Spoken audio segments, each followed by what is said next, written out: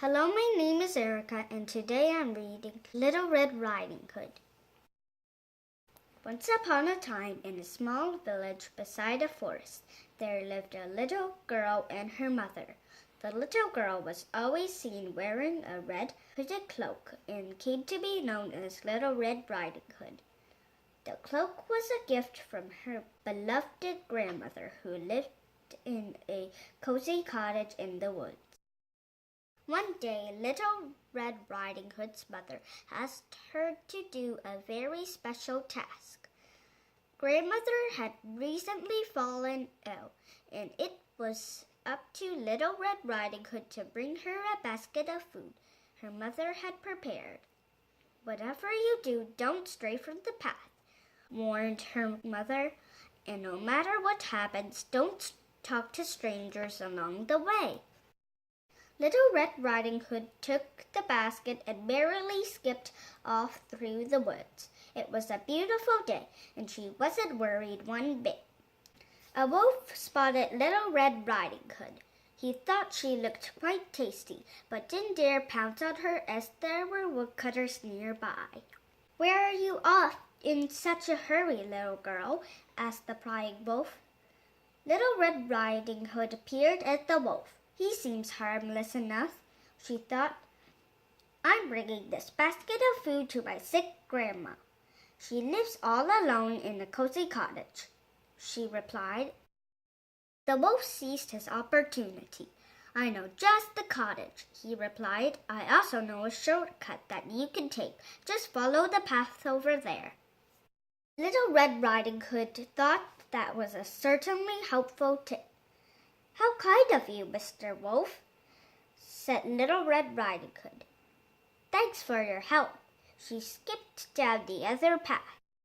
Little Red Riding Hood continued along her way. Some beautiful wild flowers caught her eye. "I have plenty of time," she thought, as she stopped to pick a few.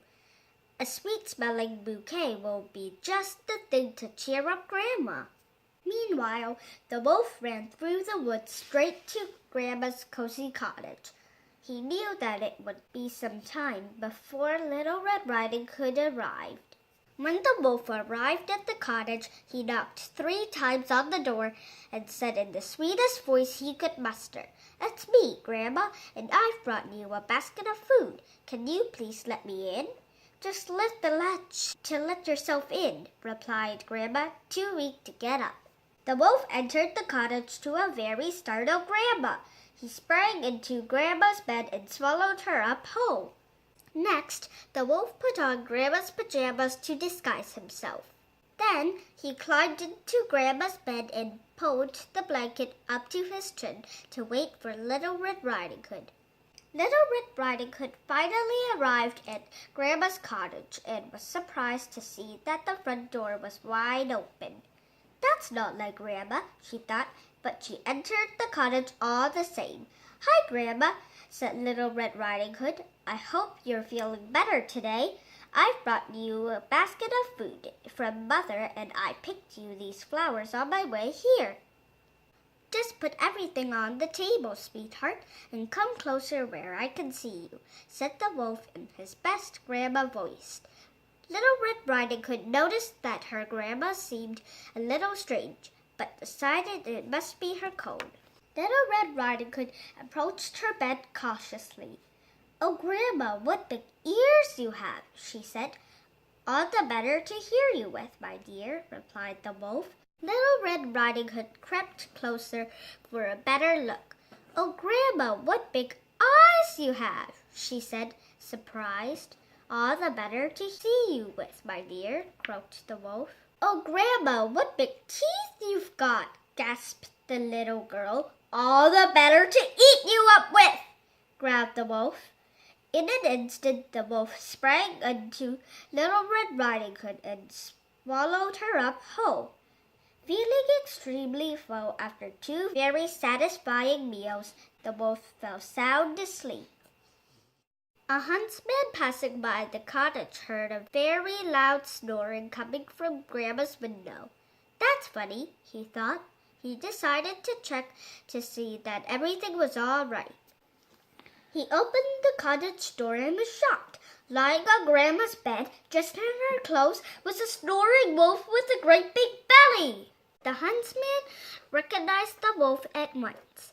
It was the very same wolf who had been stealing all the little lambs from the village.